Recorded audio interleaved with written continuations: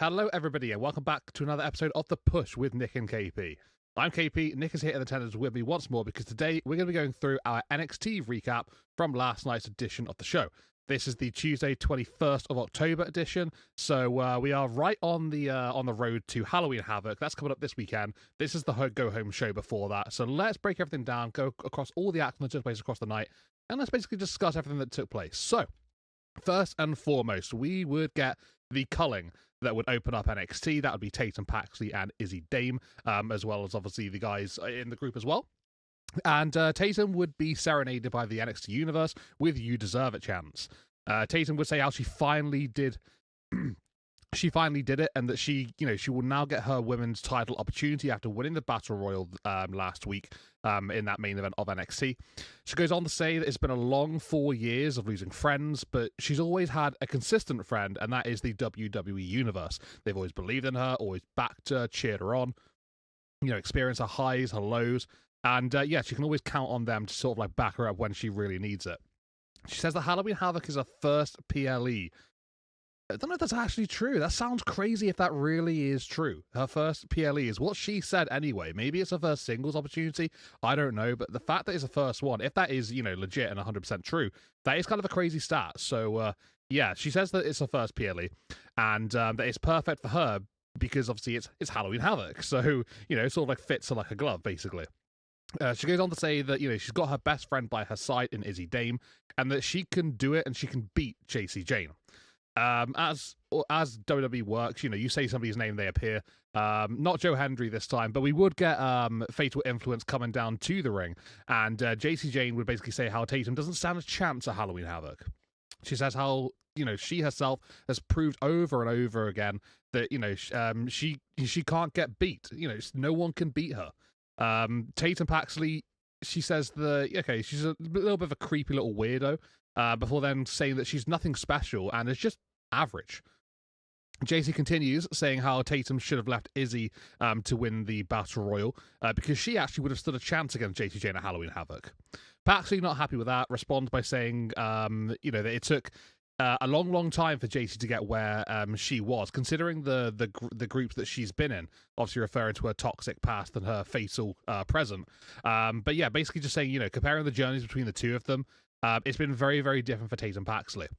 She says how people expect JC to win, but she herself has been working hard, getting better, and just better every single time, before saying that JC better bet her ass that Tatum will win the NXT Women's Championship.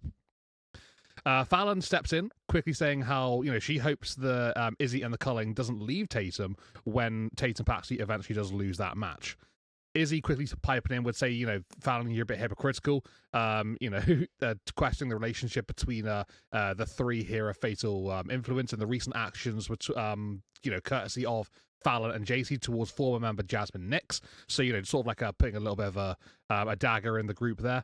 And then, basically JC would come back onto the mic basically saying how she thinks quite highly of, or she used to think quite highly of Izzy Dame, saying how impressive and confident she is. And how she probably was seen as the leader of the culling, on a number of occasions. She's got that authoritative figure in the group, generally just earned the respect of being seen in that way. Izzy goes to back herself up, but Tatum actually, sort of like pushes her aside sort of thing, steps into the conversation and basically just questions the true chemistry of Fatal Influence, before then challenging them to a tag team match later on in the night. A bit of a brawl breaks out between the five women, and we do then get Tatum and Izzy clearing Fatal Influence from the ring to stand tall at the end of the segment. So, very much a title. A title situation here at the very start of NXT, building towards that Halloween Havoc matchup between Tatum and JC Jane. But not a bad way to sort of like get that sort of ill relationship between the two of them brewing up. And honestly, Tatum Paxley was brilliant in this segment. Had a really, really good promo. The way that she delivered it was just so confident, so clear, so precise, and just generally it just felt very genuine. And I thought she did a really great job at standing up to the champion here. Let's move on to the first match of the night, and that would see Leon Slater, the X Division champion, put his title on the line from TNA up against Channing Stacks Lorenzo. This one would be a decent enough matchup here between the two men. Leon Slater, if you've seen him in action before, obviously you're aware that he is very, very quick, very agile, very high energy, and he's a bit of a daredevil attitude. And that's exactly what he brought to the table here in this matchup. Just unleashing his crazy arsenal up against Channing Sachs Lorenzo, who looked pretty solid and pretty stable himself. Sort of like trying to match just the general sort of talents of Leon Slater, but obviously in his own particular way. It gets to a point in the end where we've got, throughout the matchup, both Javon Evans and Ariana Grace on the outside, and they didn't really play too much involvement. There's a one point where Ariana gets onto the apron, and she gets knocked off, and Javon catches her, and there's a little bit of an awkward situation between Channing Sachs Lorenzo and Javon Evans afterwards, where Javon just basically drops her down and back onto her feet and just, walks away a little bit. Nothing's going on there. But yeah, eventually Leon Slater does manage to, utilize his aerial offense, takes out Sachs Lorenzo, gets him back into the ring, and would hit his lovely Swanton 450. It's just an absolutely unbelievable move. Really, really nice. And that would be enough to get the victory here for Leon Slater. So he defends his X Division Championship, and then they take to the mic afterwards, Leon Slater and Javon Evans. And basically they say that, we had a little bit of a taste of what we can do against one another at Bound to Glory. But what about if we were on the same team? And Javon will sort of pipe in here saying, we're looking to have a match against anybody, really, on any division, any roster, any promotion at Halloween Havoc. Send them our way and we'll take them on. And literally, as soon as that is said by Javon Evans, we then get arrivals from AAA's La Parca and Mr. Iguana. They basically just say how, they've already spoken to Ava, and she had the same idea. We're going to have a match at Halloween Havoc, and AAA is going to try to take over once again, as they have done on numerous occasions throughout this year. So, looks like a tag team match set up ready for Halloween Havoc. That's going to be quite interesting. But let's go into our next match of the night, which would be a speed tournament qualifying matchup between Jasper Troy and Zachary Wentz from TNA. So, we haven't really seen too much of Jasper Troy recently. First time in a while. And obviously popped in the Speed Championship tournament here. Zachary Wentz from TNA, part of the Rascals. So, obviously, it's a different bit of scenery for him, popping on over to NXT. But yeah, this match was kind of decent, to be fair. It was, very fast-paced, which it needs to be in these type of matchups. I thought Jasper Troy seemed to control the high-flying energy of Zachary Wentz pretty well. But in the end, yep, Jasper Troy does get the victory. He hits that big sort of like boss man slam style maneuver, black hole slam if you want to call it, and that'll be enough to get the victory over Zachary Wentz. But pretty fun matchup. Obviously, I think it was about 2 minutes long. It was just the second minute ended. I think this match ended. So you use 2/3 of the contest here. So yeah, pretty quick and as they normally are, to be fair, in these ones. So yeah, kind of is the status quo. Then moving on to what would be our final part of part one, and we would have Sol Ruka and Zarya be in the middle of the ring with Ava. And Sol Ruka had basically said on social media before the NXT episode here that she had something to announce to the NXT universe, and she had to basically be in the ring in order to do it. She wanted to do it, right in front of the cameras, in front of the crowd themselves. So once the segment begins, Sol Ruka, she's got this massive knee brace on her, and she's got a crutch in one hand. So clearly, very, very injured. And she basically just owns up and straight away says that, she is injured. She got injured on SmackDown in the Tag Team Championship match against Alexa Bliss and Charlotte Flair back on Friday. And that she doesn't know when she's going to be back. She doesn't know when she's going to be fit and healthy again. But what she does know is that she won't be ready for this Saturday, where she's supposed to defend the North American Championship against Blake Monroe. So with that being said, Ava says that Sol doesn't have to do this, but Ruka, she's very convinced. She looks back to when she won the North American title at Stand and Deliver after Stephanie Vaquer relinquished the title due to the fact that many women were waiting in line for a fair shot at the title. And that's still something that Sol Ruka, can live by now. She respects now, and she wants to, offer up opportunity to the next women in line to compete for the championship. We'd have Blake Monroe come out to interrupt, saying how she's sorry for Sol, but reassures her that the division is safe because she's the number one contender. And as Sol can't retain, give her the title. Just give her the championship right there and then. Zarya intercepts, saying, Blake doesn't deserve to be given the title, and that on NXT, there are no handouts. She continues, saying that, actually she can defend the title at Halloween Havoc in Sol's honor. Blake not particularly happy about this particular comment from Zarya. But before she can really say how much of displeasure she's showing here, Ava intercepts, saying, it is unconventional, but actually it's a great idea. So she makes the matchup official right there and then, after getting Soul's, word on the situation, her approval.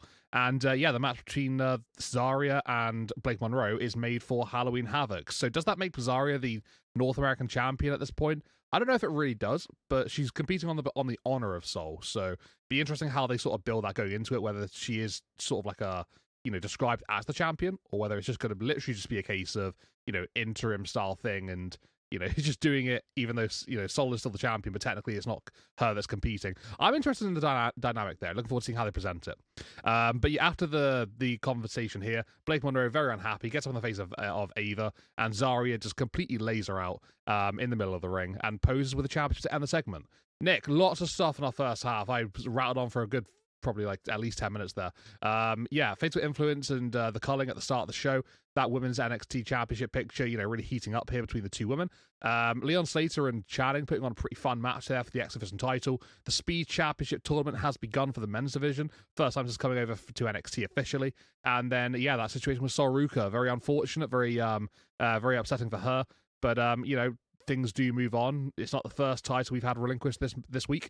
Things are changing rapidly, right? What do you make of our first half?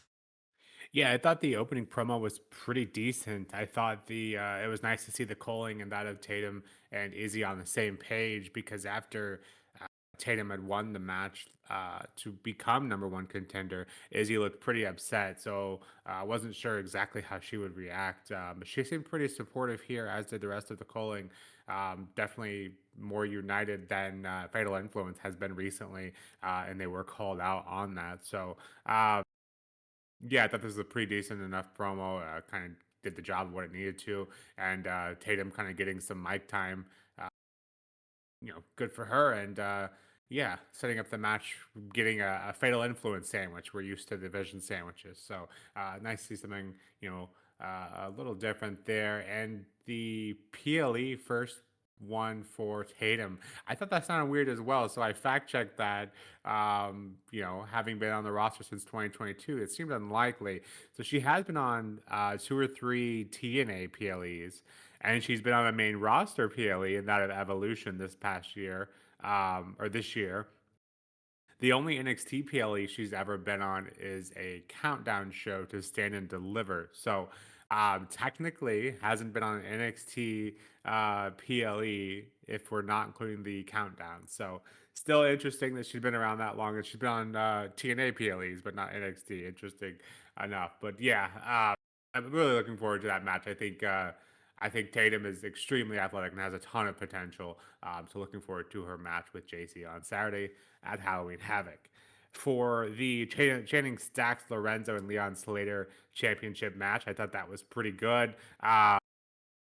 Stacks looks really good. Of course, so does Leon.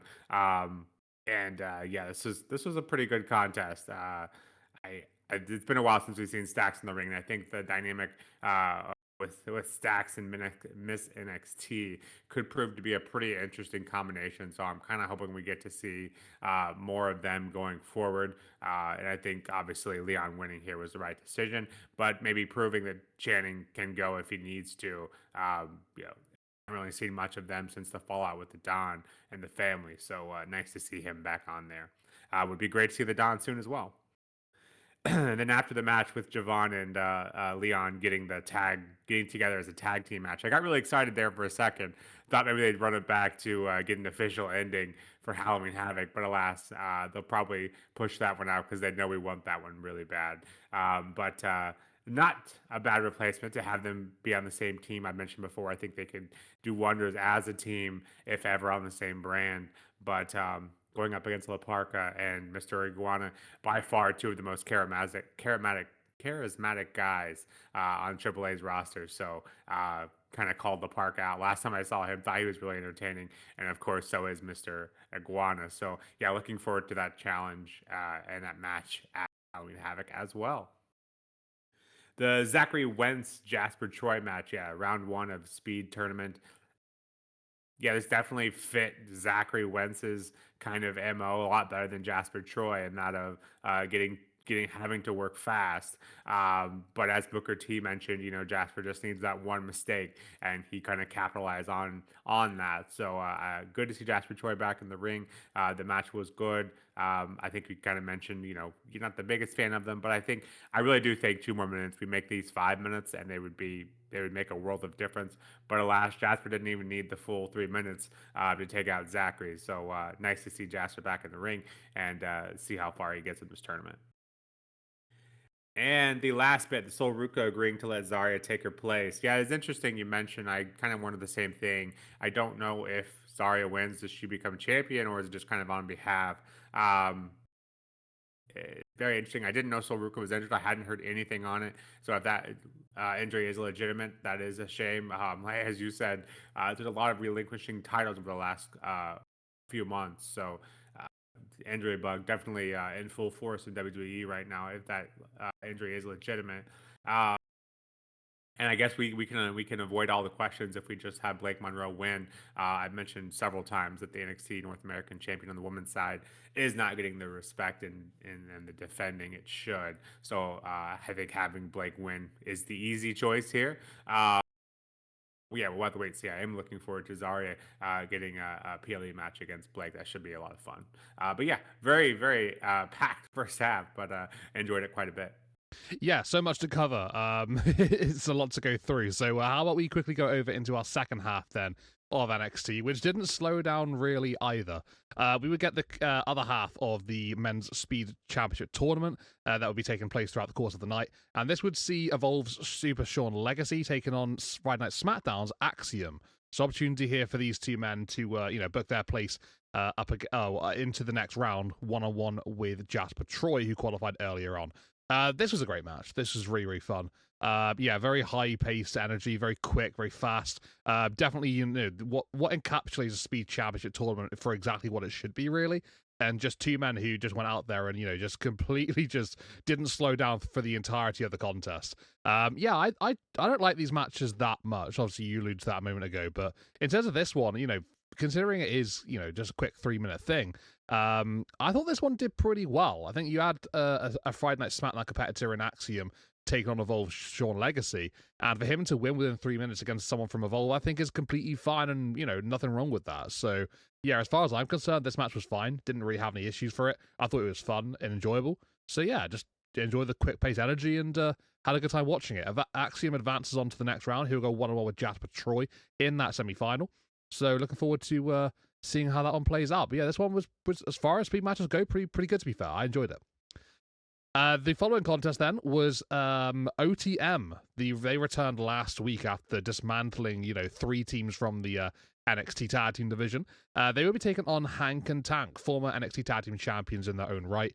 And yeah, this would basically be an opportunity for OTM to come out here, deal with business, and to basically say they really are back. They looked great. They looked absolutely top-notch in this contest. They didn't put Hank and Tank away in super quick fashion, but, for the former NXT Tag Team champions, I think it's fair to say that it was kind of quick, I guess. And this one was only probably about 5 or 6 minutes, so it was like pretty rapid fire. Maybe I don't know if I remember it correctly, but it did seem to flow pretty quickly and just absolutely fly by. But OTM looked fantastic. Obviously Hank and Tank got their own bit of offense in here and there, but OTM, they just generally just controlled it, and I thought they were really, really good. They didn't even stop there either, because once they got the victory over Hank and Tank, post-match they continued the beatdown, and they laid Hank out at ringside, cleared the announce table, and then slammed Tank through the announce table. And just proved their dominance here over the former tag team champions. So really good stuff from OTM. They look great, like I said. And they put down Hank and Tank in a pretty good and dominant display. Fair play to them, and they really are back with a vengeance. So great to see. Looking forward to seeing how their run sort of continues from here on out. We would then get another tag team match following that one, and that would see the actual match between Fatal Influence and the Culling that we discussed, obviously, in our opening segment of the night. This is a pretty decent contest, I think. Just generally speaking, Fatal Influence looked pretty good. Lainey Reed's first bit of business representing Fatal Influence here. Fallon Henley on the outside, just being the manageress she has been for a long time with JC Jane. And yeah, Tatum Paxley, Izzy Dame looking like they're a pretty good chemistry between the two of them as well. The matchup goes pretty well. And I guess to a point where JC hits the rolling encore to get the victory. But this will be after a bit of a distraction from Fallon Henley on the outside, and Lainey Reed's able to keep Izzy Dame busy, which leads up to Tatum taking that pinfall loss. So interestingly, the challenger taking a pinfall loss before the championship matchup.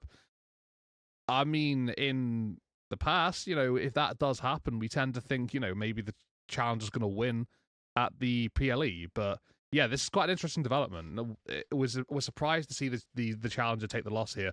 But to be fair to Tatum Paxley, once the match had ended, Fatal Influence looked to take out her, in just being the kind of people they are, just looking to absolutely just add insult to injury. But instead of being able to do that, Tatum would actually be able to turn things around. So she lays out all three members of Fatal Influence pretty smartly and well done. Before them posing with the title at the end of the segment. So despite, obviously losing the matchup, she came out of it looking pretty good and pretty strong. So can't really argue too much about that. But yeah, really excited for that matchup at Halloween Havoc. I'm really interested to see how it goes down, honestly. Then in our last segment of the night, the main event, if you want to call it, we would have the NXT Championship contract signing between Ricky Saints and Trick Williams. Trick takes to the mic first here, quickly saying how he does things on his time. Looking back to Showdown, where he basically would just leave Ricky Saints for dead, and he would remind him of the fact that he is the only one that can pick up NXT and put it on his back and carry it into better positions. He says that although Trick is is not the champion, he is the main event. He still is that guy. He said he doesn't owe NXT or TNA anything, before saying he's only loyal to himself and that soon he'll become a 3-time NXT champion. Ricky weighs in, saying how emotional he is, and that's okay, that's fine, because he hasn't changed at all. Throughout the years, he's still the same guy. He questions if Trick can say the same thing, basically saying how Trick, you lost the plot along the way during the Whoop That Trick era, and obviously it's all about him. He thinks he's bigger than the brand and the title, and he even accuses Trick Williams of wanting to leave NXT a while ago. He thinks that he's past this place. And to be fair, I guess that's kind of correct, because we have heard Trick saying that he is bigger than NXT in previous promos. I think I remember him doing that against Joe Hendry a while back. Trick would respond, though, basically saying how much time Ricky took getting here, while he himself, he doesn't belong in the indies. He belongs in Hollywood. And I think that is something that Trick has mentioned before. He says that Ricky doesn't look like a champion, but instead looks more like a stunt double for Trick Williams, and then reassures him that no one can step in and replace Williams, despite what they can do. Ricky quickly bites back, saying, Trick, you can't talk about himself. Well, you can't talk about Ricky Saints in the indies because he has no idea what it takes to go through all that. Ricky even questions Trick, saying, if you had to go through that, you would have folded like the shirt that you're wearing. Ricky says that he isn't trying to be a Trick replacement because he's smoother, silkier, and more stylish than Trick Williams, and that he's the face of NXT. As he says he's locked in for Saturday, the two have already signed the contract by this point. They square up against each other, and then a fight breaks out between the two men in the ring. There's some security as well. They get dispatched, and Ricky Saints eventually slams Williams through the table, and that would be the end of NXT. So, a big second half as well here. Speed Championship quarterfinal on the other side. Axiom defeats Super Short Legacy. OTM looked impressive in their first match since returning. Dispatching of Hang Attack the way they did, I thought that was a bit eye-opening. Tatum Paxley taking that loss in the tag team matchup, very interesting there, but big developments in that story going into Halloween Havoc. And then obviously you got Ricky and Trick with the contract signing. Of course, the table went through. It had to be done. This is how they go, right? What did you make of our second half of NXT, Nick? It didn't slow down at all, did it? No, it didn't. And I thought the Axiom Sean Legacy match was much more suiting to the two guys in the ring, comparatively speaking, to the first match. And they used every bit of those 3 minutes. And I was kind of surprised Axiom got the win. Actually, I know he is a main roster guy, but Legacy has been doing worlds from what I've seen. good for himself as well. So I kind of thought maybe they give Sean the bump there, but Maxim getting the win here, and it will be very interesting to see that dynamic differences between him and Jasper Troy in that semifinal match. So be interesting to see how that all folds out. And yeah, OTM definitely a statement win. 3.5 minutes was that total, so you were correct. It was pretty quick. Um, and OTM looked pretty dominant last week in their debut or return, however you want to call that. And then to take out Hank and Tank, as you alluded to, former tag team champions, I think that is a pretty good statement there. I don't think you can deny them much longer. But the tag division is currently very busy and heating up quite quickly. And speaking of, we see Dark State kind of call out the Hardys, tell them they're not ready for them at Halloween Havoc, and we then see a very interesting video package of the Hardys at the Hardy compound. Basically going into the lake of reincarnation, and they become the broken versions. So yeah, I those videos are always so entertaining, and so it will be an interesting dynamic and very appropriate for the Halloween Havoc setting. So looking forward to that match at Halloween Havoc as well. And the other Tatum, or excuse me, the other tag match, the Collings, Tatum, Paxley, and Izzy Jane going up against Fatal Influences, JC Jane and Laney Reed. First of all, I thought it was interesting that JC actually was in the match. I thought for sure she would have Fallon take her place. Typically, that's kind of how she rolls. But I guess to get that Tatum JC matchup face to face before the actual event this Saturday, I guess suppose that's NXT's way of thinking. But yeah, it was a pretty decent contest, and as you mentioned, was surprising to see Tatum take the pin. However, she does get the last laugh and still stands tall to end the segment. So perhaps see if that curse still remains. Whoever stands tall, even though she did get the pin, which was odd. Yeah, the numbers game of Fatal Influence just kind of always seemed to take place, and this match was kind of no exception. So, yeah, I think Tatum does have the ability to go, so it'll be interesting to see. Obviously, the Calling does have members to make kind of even the odds, but will they cross that kind of threshold? Well, we'll have to see. And yeah, the contract signing, yeah, nothing really crazy there, at least in my opinion. Pretty standard. Although I say standard, the last contract signing we saw was very peaceful. Speaking of the Vaquer and Stratton one, of course. But yeah, this one very very standard. Someone goes through a table, and Ricky Saints was pretty fired up, and Trick Williams doing what he does best on the mic. So yeah, looking forward to that contest. I think I think for me could be match of the night, at least in my eyes. So yeah, looking forward to that. And yeah, overall NXT here I thought was a pretty decent show. It did give off some go home vibes. I think we kind of hit the gas a little too fast last week in building up for Halloween Havoc, but this one also set up some nice things as well. Yeah, just not as good as a typical go home show tends to be for NXT. But yeah, I did give this one a 6.5 out of 10. Still a pretty good show. Just more go homey vibes, comparatively speaking. I mean, it's not too often that we do, differ quite a bit in our ratings, but I think this is one of the situations. I thought this one was a really solid episode of NXT. Thought it did a lot of things right, built up Halloween Havoc really, really well.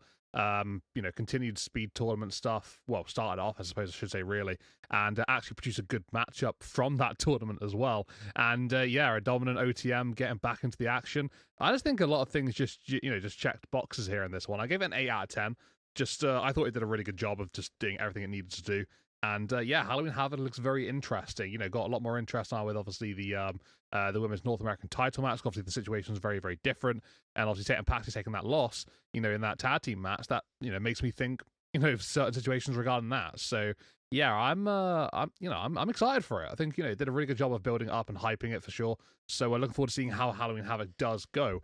But yeah, this episode of NXT that is everything that we've got to say about it. So, for everybody here watching on in and listening in, thank you very much for doing so. If you liked what you saw here today, then please consider hitting a like on this video and subscribing to our channel to keep up with future content coming up very, very soon.